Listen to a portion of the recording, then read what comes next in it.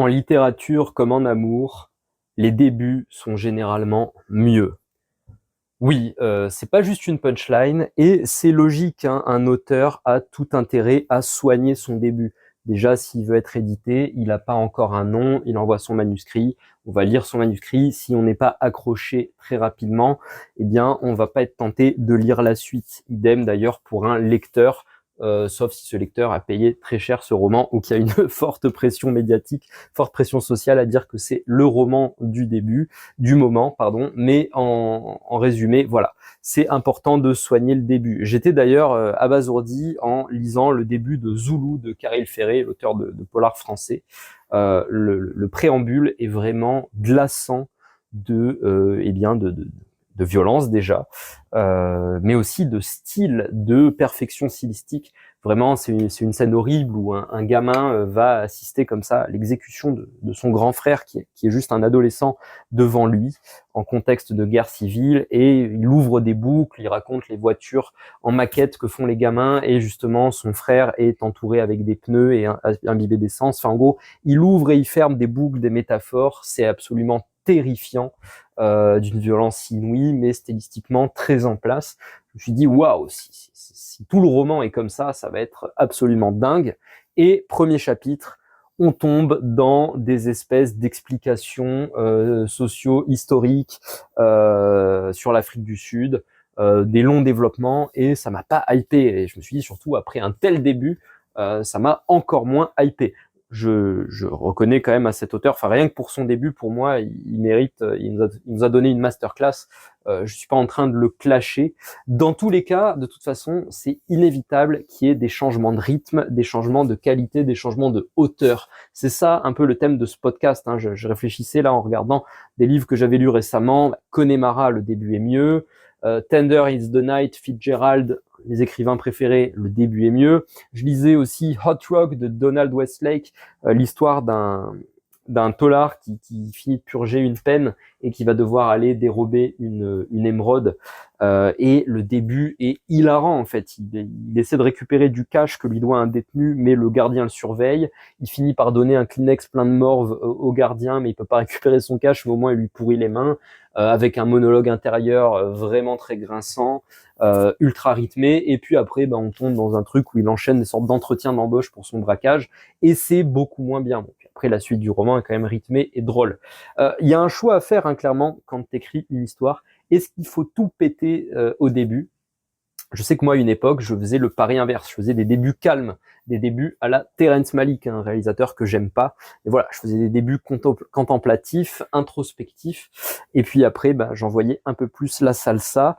Certains de mes lecteurs m'ont reproché de dire ça commence mollement. Je me suis accroché parce que c'est toi et que je t'aime bien. Et ils avaient pas tort, hein. Est-ce que moi, j'aurais lu comme ça un roman qui commence de façon molle?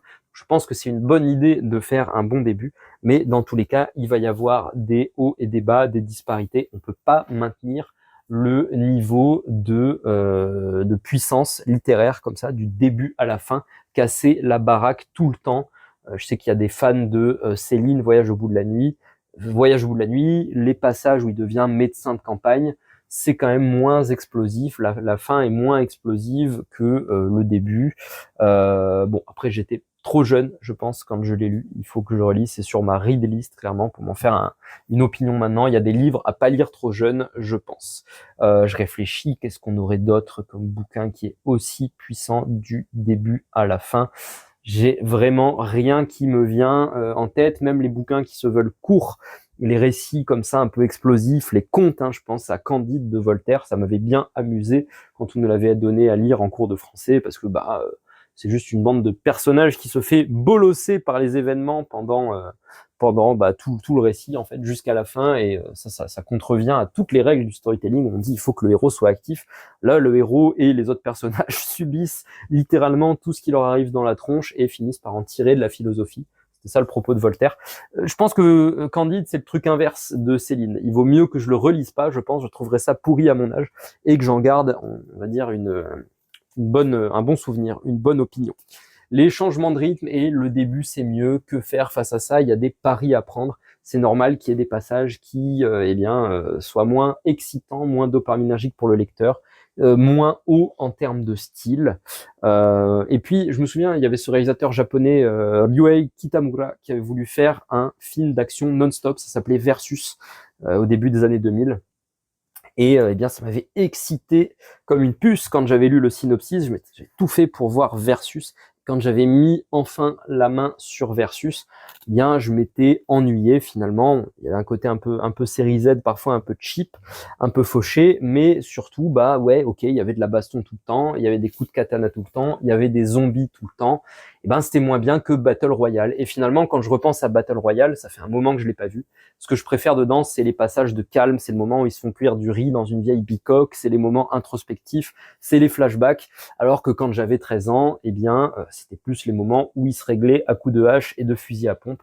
Mais eh bien, ce qui reste du film, c'est son humanité finalement et pas son action sauvage. Et je pense qu'il faut voir les moments de calme, les moments de reflux, justement comme ça, comme des accalmies, comme quelque chose qui permet au récit de respirer et d'être humain et de pas juste être une fuite en avant frénétique vers du plus.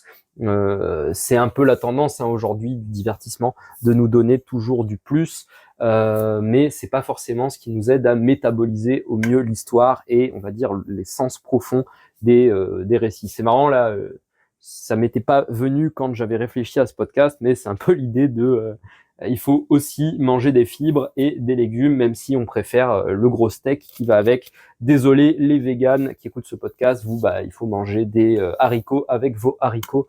Mais vous avez compris l'idée, en gros, voilà, excitation et bah, tout ce qui va être de l'ordre de l'éros ou du thanatos, hein, donc violence et amour.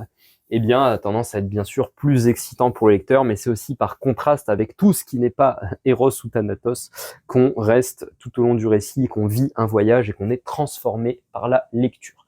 Pardonnons à nos baisses de rythme, pardonnons aux moments un peu plus plan-plan dans les récits, parce que c'est eux qui élèvent finalement, qui mettent en valeur les pièces maîtresses, les 7 pieces comme on dirait pour un film. Voilà, une belle conclusion à toutes ces histoires. J'espère que tu t'es amusé à écouter ce podcast, au moins autant que je me suis amusé à le faire. Je te dis à demain pour le prochain épisode, et d'ici là, prends soin de toi.